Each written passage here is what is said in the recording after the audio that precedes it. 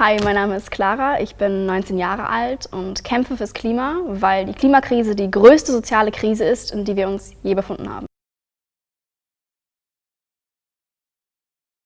Das sind die Schuhe, mit denen ich seit 2,5 Jahren auf Demonstrationen gehe. Sind hochhackig, weil ich das erste Mal, als ich zu einer Demonstration gegangen bin, gar keine anderen Winterschuhe hatte und die dort schon beim Rennen so abgelatscht habe, dass ich danach dachte, Gott, jetzt sind sie schon so kaputt, dann nehme ich die für die nächsten Demos.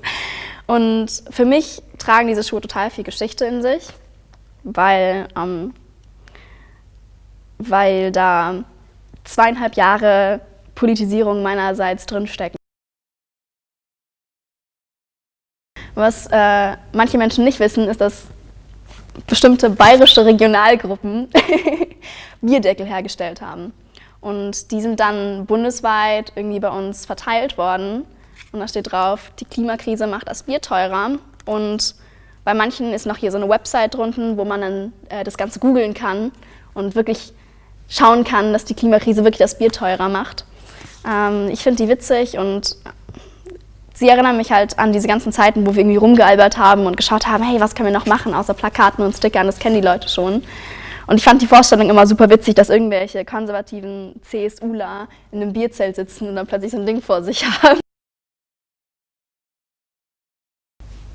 Die meisten meiner Generation sind mit der Klimakrise aufgewachsen. Wir sind da reingeboren. Wir haben diese Thematik seit unserer Kindheit in den Nachrichten verfolgt. Gletscher, die schmelzen, Menschen, die fliehen müssen, Hochwasser, Tornados, Stürme etc.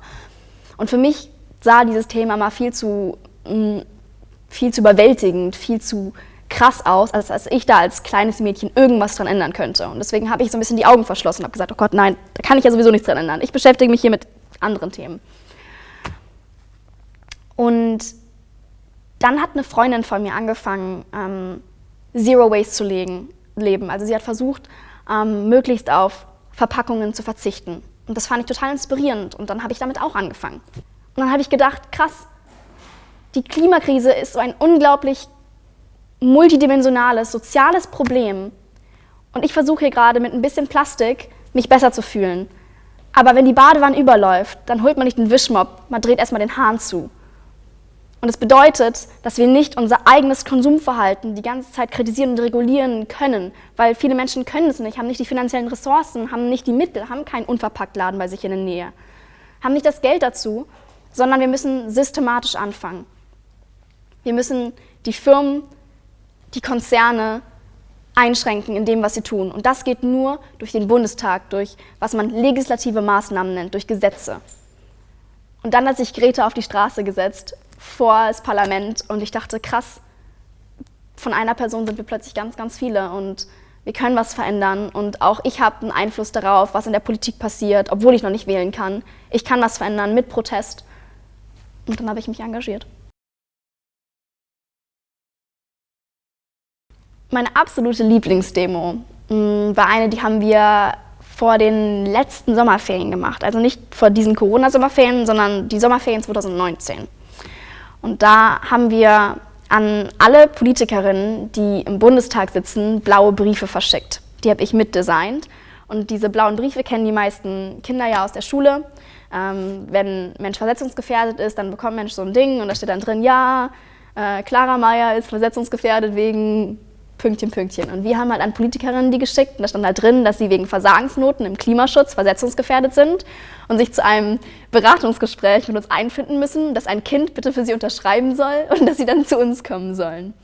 Und als kein einziger Politiker aufgetaucht ist, haben wir daraufhin zu 2000 den Bundestag umzingelt und mit dem Slogan, wir lassen euch nachsitzen, bis ihr eure Hausaufgaben gemacht habt. Und währenddessen haben Politikerinnen im Bundestag über Klimathemen diskutiert. In meiner idealen Gesellschaft sind wir frei von Machtstrukturen, die zu Ausbeutung führen. Weil Ausbeutung führt zu Klimaschäden. Und wenn wir die Klimakrise bekämpfen wollen, müssen wir das Ganze in einer Weise tun, wie wir die Machtverhältnisse, die wir haben auf der Welt, verringern und im Endeffekt abschaffen. Die Klimakrise existiert zu über 70% wegen den 100 größten Konzernen. Es ist wichtig, das in Erinnerung zu behalten, weil diese Konzerne tun alles, um uns zu suggerieren, dass die Klimakrise unsere eigene Schuld wäre. Und sie schieben diese große Last, diese Verantwortung der Klimakrise von ihnen auf unsere Schultern. Das heißt, das Wichtigste, was wir machen können, ist dagegen vorgehen. Wir müssen sehen, dass Firmen daran schuld sind und wir müssen sehen, dass wir das nur bekämpfen können, wenn wir alle gemeinsam politisch aktiv werden. Und das heißt nicht nur an der Wahlurne.